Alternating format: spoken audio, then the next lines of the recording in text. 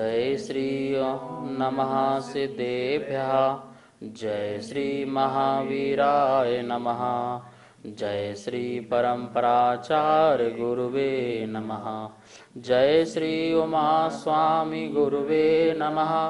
जय श्री शांति सागर गुरुवे नमः।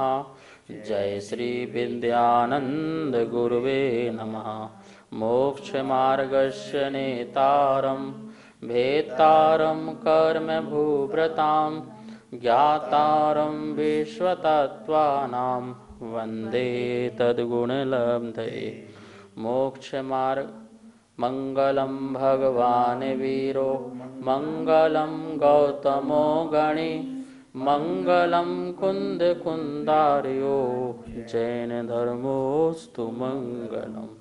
तत्वार्थ परम मांगलिक ग्रंथ है। आचार्य कुंद कुंद के शिष्य आचार्य उमा स्वामी द्वारा विक्रम की प्रथम शताब्दी में इसे लिखा गया। इसकी भाषा संस्कृत, शैली सूत्रात्मक, 10 अध्यायों में विभाजित 7 तत्वों का जिसमें वर्णन है। हम सभी दूसरा अध्याय पढ़ रहे थे। जीव का जन्म और जीव के जन्म के बाद कौन सा शरीर धारण करता है, चारों गति में कौन कौन से शरीर होते हैं, उसकी बात चल रही थी। हम सब लोग 36 नंबर का सूत्र देख रहे थे। एक बार पुनः उस सूत्र को देख करके उसकी व्याख्या करते हैं। तो सूत्र नंबर दूसरे अध्याय का 36 नंबर सूत्र है, औदारिक वैकृकाहारक तेजस कर्मणानि शरीराणि। यह सूत्र अपन ने देखा था कल भी और उच्चारण किया था। इसमें अपन ने ये औदारिक शब्द के बारे में पढ़ा था। औदारिक शब्द के बारे में क्या पढ़ा था कि जो उदार हो, जो स्थूल हो, जो दिखने में आए, जो इंद्रिय गोचर हो, जो हमारी दृष्टि के भी देखने में आए, जो किसी को टकराए, जो किसी को रोके या किसी से रोके, इस प्रकार का जो शरीर होता है वो औदारिक शरीर होता है। उसका नाम ही उदार, जो स्थूल हो। ऐसे शरीर जो है मनुष्यों का होता है और त्रियंचों का होता है। और अपन को ये भी ध्यान रखना है कि इन 5 शरीर में सबसे आगे औदारिक शरीर क्यों रखा सूत्र में, ये भी सोच है आचार्य भगवान का कि औदारिक शरीर जिससे हमारा काम अच्छा हो उसे सबसे पहले रखना पड़ता है और रखना भी चाहिए। जो बहुत काम का हो, इन सब शरीर में सबसे अच्छा काम का शरीर कौन सा है, तो ये औदारिक शरीर ही सबसे बड़ा काम का शरीर है। वैकृत देवों का है तो देवों के वैकृत शरीर से या नारकियों के वैकृत शरीर से मोक्ष तो हो नहीं सकता है। आहारक शरीर से भी मोक्ष नहीं हो सकता है। तेजस कार्मण शरीर से भी मोक्ष नहीं हो सकता है। तो मोक्ष या कल्याण या आत्मा का उद्धार यदि हो सकता है तो इस औदारिक शरीर से हो सकता है। अर्थात जो इस मनुष्य का जो शरीर है, त्रियंचों का शरीर है, त्रियंचों में भी मनुष्य का जो शरीर है, ठीक है ना। इसलिए आचार्य भगवान ने सबसे पहले औदारिक शब्द को आगे रखा है कि जिससे हमारा काम सधे, जिससे हमारा कल्याण हो, हमें उस बात को ज़्यादा समझना है। वैसे तो मुख्य शरीर कौन सा है, ये है कार्मण शरीर है। कार्मण जो शरीर है ये मुख्य है, पर इसको अपन ने पहले क्यों नहीं रखा, क्योंकि इसको तो हमको क्षय करना है, इसको हमको नष्ट करना है। कारण ये है सब शरीरों को प्रकट करने के लिए, ये कारण है, बाकी सब कार्य हैं। इनका उपयोग जो हो रहा है ये कार्मण शरीर के कारण ही इनमें कार्य हो रहा है। कार्मण शरीर जैसे औदारिक नाम कर्म का उदय आता है तो औदारिक शरीर की प्राप्ति होती है। तो औदारिक शरीर की प्राप्ति किससे हुई, इस कार्मण काय योग से हुई है, ठीक है ना। तो हमको क्षय जो करना है, नष्ट करना है, वो कार्मण शरीर को करना है, ना कि औदारिक शरीर को करना है। जो हमें शरीर प्राप्त हुआ है हमें इसे क्षय नहीं करना है, इसे नष्ट नहीं करना है। इसकी तो अपनी स्थिति पूरी होगी और समाप्त हो जाएगा, छूट जाएगा। लेकिन इस शरीर के माध्यम से जो हमारी आत्मा है साधना करे, सामायिक करे, कायोत्सर्ग करे, संयम का पालन करे, चारित्र का पालन करे, ये कार्य हमें इस शरीर के माध्यम से हमारी आत्मा को लेना है। इसलिए इसका क्षय नहीं करना है। लेकिन जो हमको कर्म दिखाई नहीं देता है, ये दिखता नहीं है, ये दिखता है। ये औदारिक शरीर हमको दिखाई देता है पर एक कार्मण शरीर हमको दिखाई नहीं देता है। तो जो नहीं दिखाई दे रहा है हमको उसी को नष्ट करना है, उसी को क्षय करना है।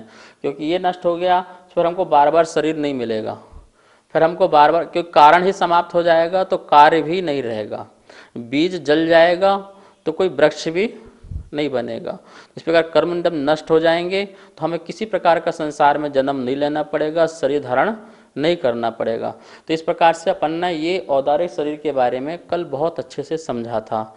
आज अपन जो है इस वैक्रिक शरीर के बारे में समझेंगे। जो दूसरे नंबर का जो शरीर है वैक्रिक शरीर है, जो देव और नारकियों का होता है, उसके बारे में आज अपन इसको समझते हैं। अब दूसरा नंबर का जो शरीर है, आप यहाँ पे देखिए एक स्लाइड आपके सामने आई होगी और उसमें लिखा है वैक्रिक काय।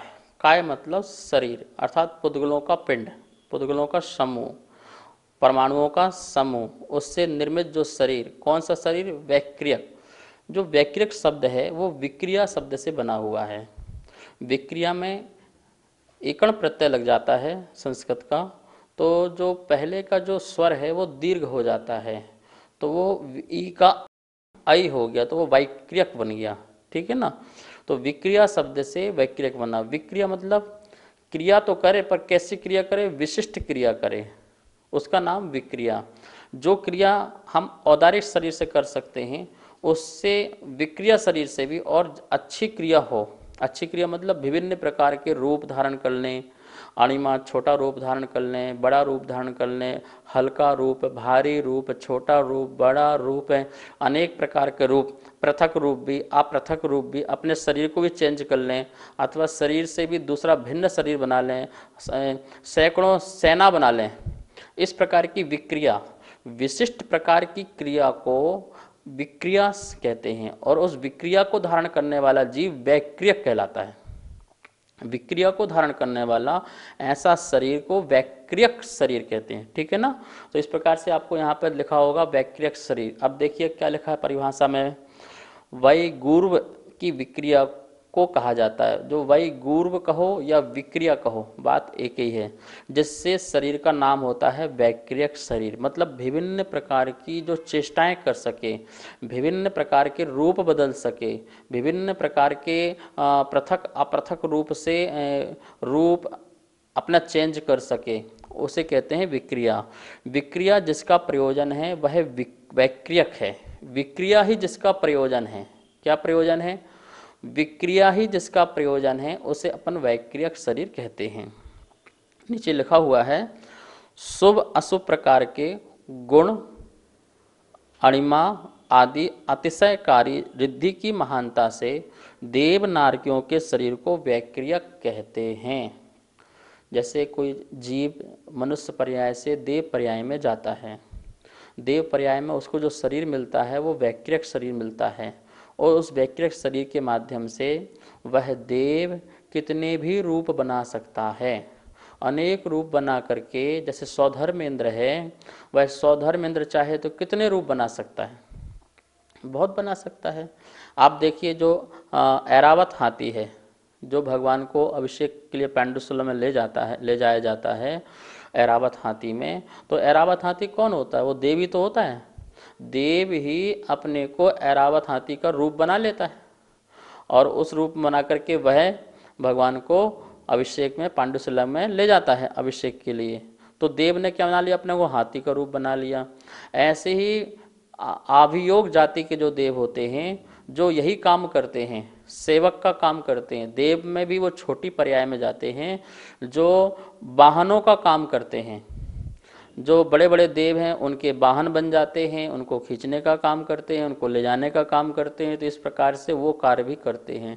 तो कोई भी देव, XYZ कोई भी देव है, वह देव का जो शरीर है वो विक्रिया का शरीर है। वो कोई भी रूप धारण कर सकता है, किसी भी प्रकार को वो सोचे वो चीज़ बन सकती है। ऐसा उसके पास एक विशेष शरीर की व्यवस्था उसके पास रहती है। तो इस प्रकार से हमने देखा कि वैक्रियक शरीर जो देव है, जो नारकी है, दोनों ही इस शरीर को किस किस प्रकार से कार्य करते हैं। और चाहे वो धार्मिक कर्म हो, चाहे वो अधार्मिक कर्म हो, वो यदि किसी को हाँ युद्ध करना है, लड़ना है, झगड़ना है, उसमें भी इस प्रकार के कार्य कर सकते हैं। अथवा धर्म कार्य करना है तो उसमें भी इस प्रकार के कार्य कर सकते हैं। वो धर्म के लिए भी और अधर्म के लिए भी, दोनों कार्य में वो अपनी अनेक प्रकार की विक्रियाएं कर सकते हैं। नमस्ते महाराज जी। नमस्ते महाराज जी। महाराज जी, सौद्रम इंद्र जो है जो भिन्न भिन्न रूप बनाता है, तो उसमें उसकी आत्मा एक ही है या अलग अलग है? स्वधर्म इंद्र जो अनेक रूप बनाता है, जैसे कि आप सोचिए कि अजितनाथ भगवान के काल में 170 तीर्थंकर हुए सारे विदेह क्षेत्रों में, और सारे भरत और ऐरावत क्षेत्र में एक साथ सभी जगह तीर्थंकरों की उत्पत्ति हुई, 170 तीर्थंकरों का। और सभी जगह स्वधर्म इंद्र को जाना है, ये भी निश्चित है।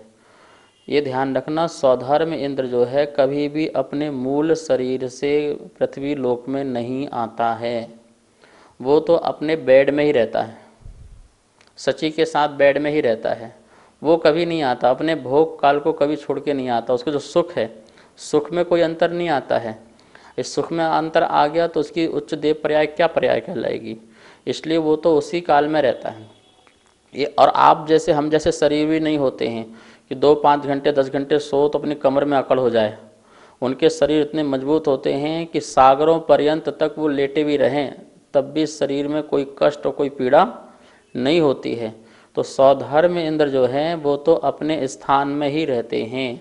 बाकी जो अलग अलग स्थान में जाते हैं वो विक्रिया रूप से जाते हैं। भगवान के जन्माभिषेक में जा रहा हो, गर्भ कल्याणक में जा रहा हो, ज्ञान कल्याणक में, किसी भी कल्याणक में, या किसी के भगवान के आहार में, पंचाश्चर्य की वर्षम में जा रहा हो, तो स्वधर्म इंद्र विक्रिया रूप से अलग अलग स्थान पे जाता है।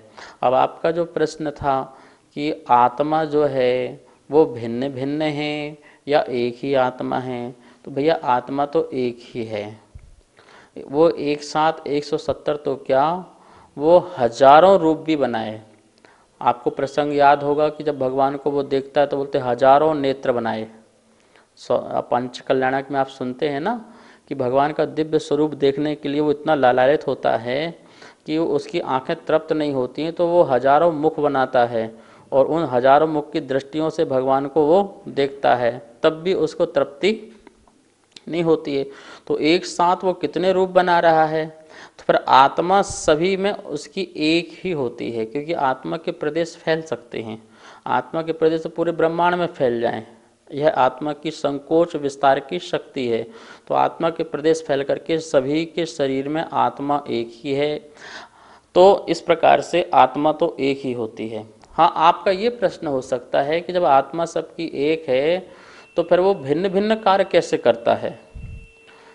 वो अभी भोग काल में संयम में भी है, यहाँ स्वधर्म इंद्र समोषण बैठ करके प्रवचन भी सुन रहा है, ठीक है, यहाँ पर ज्ञान कल्याणक भी मना रहा है, और वहाँ हो सकता है कि राजसभा में बैठ करके वो अपना राजसभा भी चला रहा हो, और उसकी कितनी सचियाँ होती हैं, वो सारी की सारी सचियों के पास भी एक साथ में वहाँ पर रह सकता है।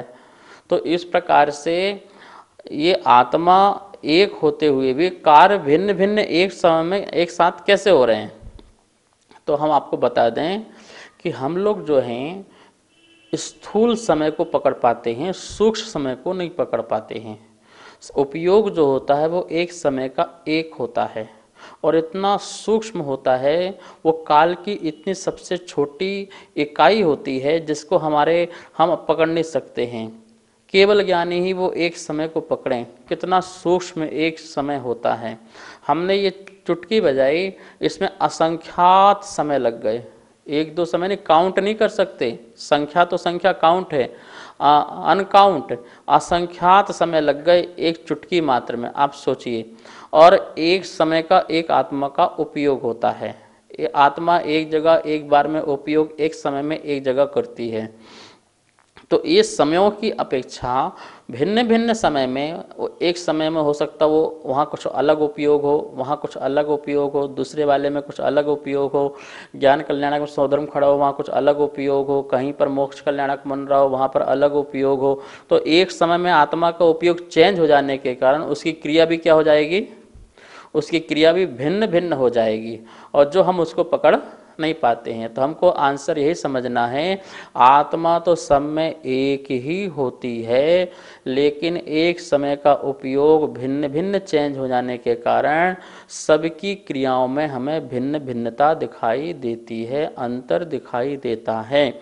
इस कारण से हम ये कह सकते हैं कि वो हजारों लाखों रूप भी बना ले, तो उपयोग की, आत्मा के उपयोग की अपेक्षा, जो एक एक समय का उपयोग होता है उसकी अपेक्षा वह अलग अलग चेष्टाएं उसकी शरीर जन्य दिखाई हमको दे सकती है।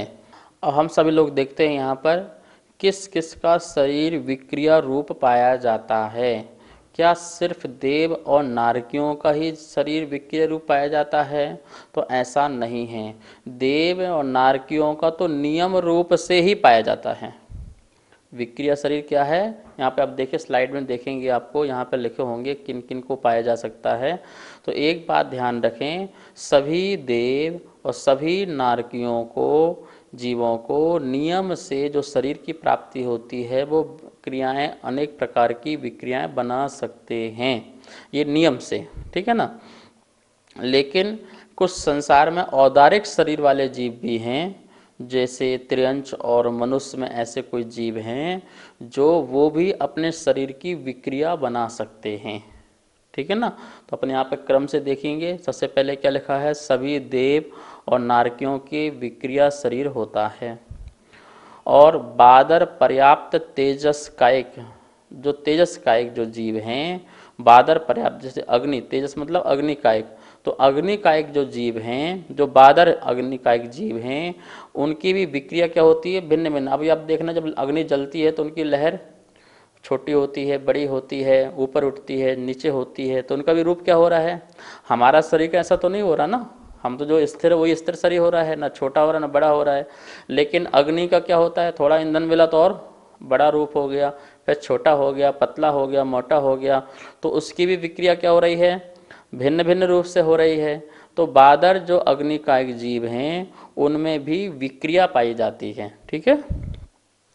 बादर पर्याप्त जो वायु कायिक हैं, पर्याप्तक जीव जो वायु कायिक हैं, उन वायु कायिक जीव का भी विक्रिया भिन्न भिन्न बन जाती है, उसका भी आकार छोटा और बड़ा, पतला सब बन जाता। वायु जब तेज चलती है, मंद चलती है और मंद चलती है, कभी चक्रवात होता है, तो इस प्रकार से जो तूफान आते हैं, आंधी आते हैं, तो उसमें भी जो वायु कायिक जो जीव हैं उनका जो शरीर है वो बहुत सारे जीव मिलकर के हमको हवा का महसूस होता है।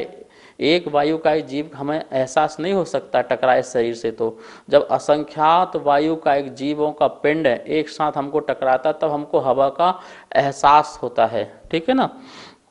तो उनकी जो विक्रिया है, मतलब उनकी आकार जो शरीर के हैं वो भी बनते बिगड़ते रहते हैं, तो इस प्रकार से वो वायु कायिक जीव की भी विक्रिया होती है। कर्म भूमि में जो संगी पंचेंद्री पर्याप्तक मनुष्य और त्रियंच हैं, उनमें भी विक्रिया की बात पाई जाती है। जैसे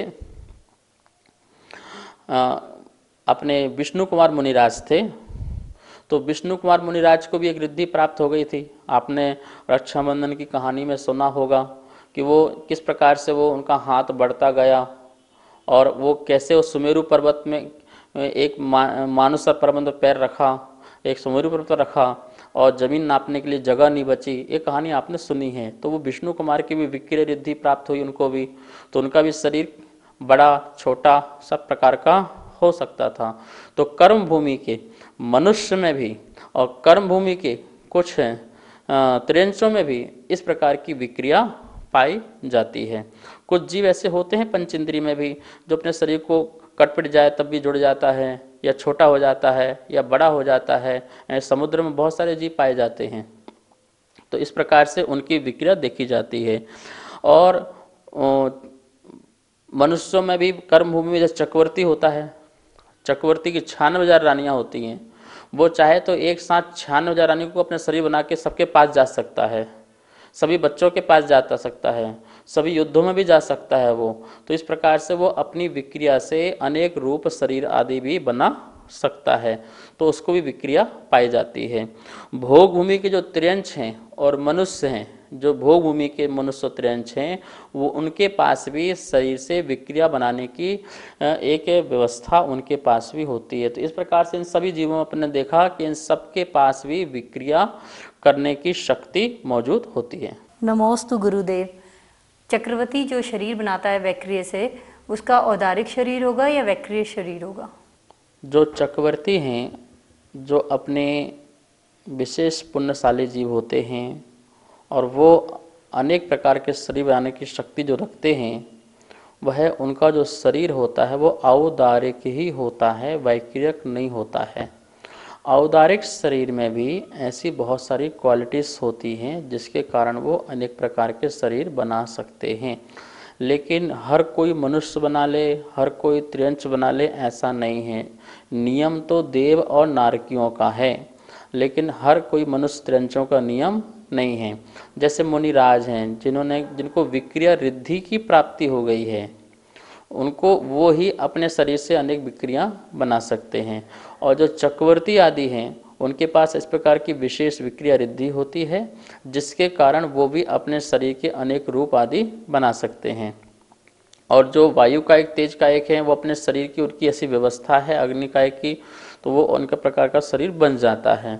तो इस प्रकार से मैं आपको यहाँ बताना चाह रहा हूँ कि उनका जो शरीर होगा वो देव वाला वैक्रियक शरीर नहीं होगा, नियम से शरीर उनका औदारिक ही होगा। क्योंकि आचार्य भगवान पहले बता चुके हैं कि मनुष्यों और त्रियंचों का शरीर जो होता है वो फर्स्ट वाला जो औदारिक शरीर है वही होता है। वैक्रियक शरीर सिर्फ देव और नारकियों में ही पाया जाता है। ठीक है ना? तो इस प्रकार से यहाँ हमें समझना है। यहाँ पर अपन एक बात और समझें कि विक्रिया जो है वो दो प्रकार की होती, एक पृथक और एक अपृथक। पृथक मतलब मूल शरीर से भिन्न विक्रिया करने का नाम है पृथक। अपना मूल शरीर है और उससे भिन्न और भी रूप अनेक प्रकार के बनाएं, कुछ भी चीज़ बना लें, तो वो कहलाएगी पृथक विक्रिया। और अपृथक विक्रिया कहलाएगी कि मूल शरीर में ही अनेक प्रकार के रूप बनाना। ठीक है ना? तो इस प्रकार से जो विक्रिया है वो दो प्रकार की समझ लिया अपन ने, पृथक भी और अपृथक भी। अपने शरीर को ही कोई मनुष्य है वो अपने शरीर को ही बोलते जानवर बना ले, चक्रवर्ती जानवर बना ले अपने मनुष्य शरीर को। ऐसे मुनिराज भी बना लें, कोई दूसरा रूप बना लें, एक बटुक का रूप बना लें, एक ब्राह्मण का रूप बना लें, तो वो हो गई अपृथक कि अपने शरीर में ही बनाना। दूसरा है कि अपने शरीर को वैसे ही रखें, बाहर और भी दूसरे प्रकार के शरीर रूप रंग जो भी कुछ भी बनाना चाहते हैं वो हर चीज़ बना सकते हैं। ठीक है ना? कोई वस्तु बना लें, कोई व्यक्ति बना लें, हर प्रकार के रूप बना सकते हैं, वो कहलाएगी पृथक। तो पृथक मतलब भिन्न, भिन्न अलग अलग बनाना। और अब अभिन्न मतलब अपृथक, अपने ही शरीर में ही अनेक प्रकार के रूप आदि बनाना। इस प्रकार से विक्रिया जो है यहाँ पर बताई दो प्रकार की होती है। किस जीव के कैसी विक्रिया होती है, तो आप देखिए नेक्स्ट स्लाइड में क्या लिखा हुआ है, किस जीव को कैसी विक्रिया होती है। तो लिखा है देव की जो विक्रिया है वो दोनों प्रकार की होती है, पृथक भी होती है और अपृथक भी होती है। जो देव है वो पृथक भी कर सकता है और अपृथक भी कर सकता है। नारकी जो है वो पृथक नहीं कर सकता, अपृथक ही करेगा। नारकी अपने शरीर में ही करेगा, वो अलग से नहीं बना सकता। नारकी अपने शरीर को तलवार बना ले, एक हाथ को तलवार बना ले, कुछ भी बना सकता है वो, पर अपने शरीर तक ही उसके सीमित रहेगी, वो उसकी पृथक विक्रिया नहीं रहेगी। किसकी? नारकी की। देव की तो पृथक भी हो जाए और अपृथक भी हो जाए। नारकी की सिर्फ क्या होगी? अपृथक, भिन्न नहीं होगी। जो भोगभूमि के जो मनुष्य हैं और त्रियंच हैं, इन दोनों की पृथक भी हो सकती है और अपृथक भी हो सकती है। किनकी? ध्यान रखना, भोग भूमि के मनुष्यों की और त्रियंचों की पृथक भी है और अपृथक भी है। और जो चक्रवर्ती हैं उनकी भी पृथक भी है और अपृथक भी है। शेष जो कर्मभूमि के जो मनुष्य हैं और त्रियंच हैं उनकी अपृथक होती है, पृथक नहीं होती है। शेष जो कर्मभूमि की त्रियंच मनुष्य हैं उनकी कैसी होती है? अपृथक होती है, अलग अलग भिन्न भिन्न पृथक नहीं होती है। और बादर वायु का एक और तेज का एक जो जीव हैं उनकी भी अपृथक होती है, पृथक भिन्न अलग अलग नहीं होती है। तो इस प्रकार से अपन ने स्लाइड में यहाँ पर सारे कौन की पृथक क्रिया होती है, कौन की अपृथक क्रिया होती है, कौन की दोनों पृथक और अपृथक दोनों होती है, इस बात को अपन ने यहाँ पर समझा। तो इस प्रकार से ये पूरा का पूरा जो चैप्टर है अपना ये वैक्रियक शरीर वाला आज यहाँ पर संपन्न हुआ। इसे अपन ने अच्छी तरह से समझा।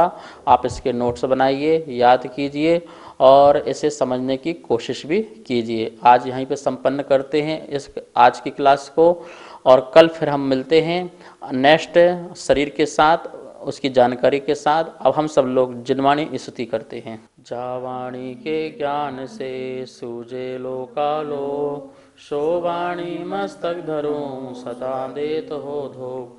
हे जिनवाणी भारती तो हे जपो दिन रैन, जो तेरा शरणाधरे सो पावे सुख चैन। सभी को बहुत बहुत मंगल आशीर्वाद।